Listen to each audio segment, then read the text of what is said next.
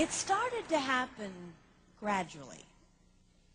I would walk into a room and say something, and no one would notice. I would say, "Turn the TV down, please," and nothing would happen. So I would get louder. "Turn the TV down, please." Finally, I would have to go over and turn the TV down myself. And then I started to notice it elsewhere. My husband and I had been at a party for about 3 hours, and I was ready to go.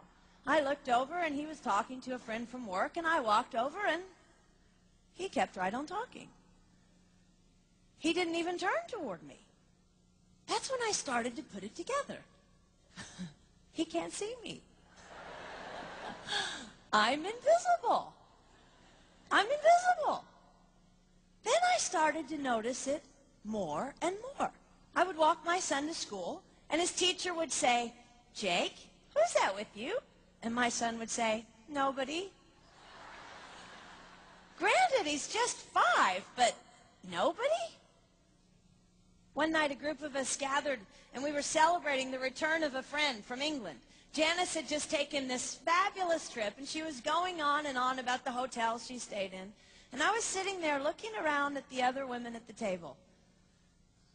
I'd put my makeup on in the car on the way there. I had on an old dress because it was the only thing clean, and I had my unwashed hair pulled up in a banana clip, and I was feeling pretty darn pathetic. And then Janice turned to me, and she said, "I brought you this." It was a book on the great cathedrals of Europe. I didn't understand. And then I read her inscription. She wrote, "With admiration for the greatness of what you are building when no one sees." You can't name the names of the people who built the great cathedrals. Over and over again, looking at these mammoth works, you scan down to find the names, and it says, "Builder, unknown, unknown, unknown." They completed things not knowing that anyone would notice. There's a story about one of the builders who was carving a tiny bird inside a beam that would be covered over by a roof.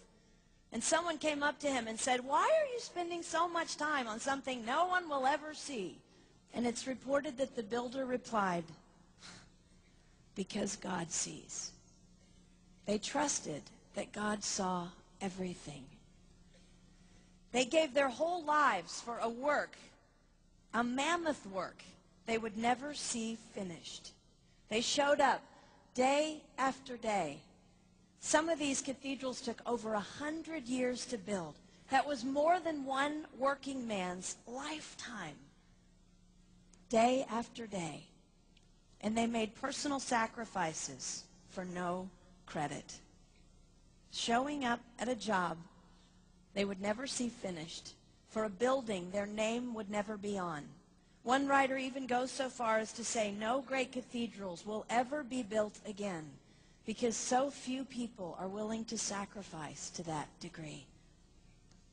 I closed the book, and it was as if I heard God say, "I see you.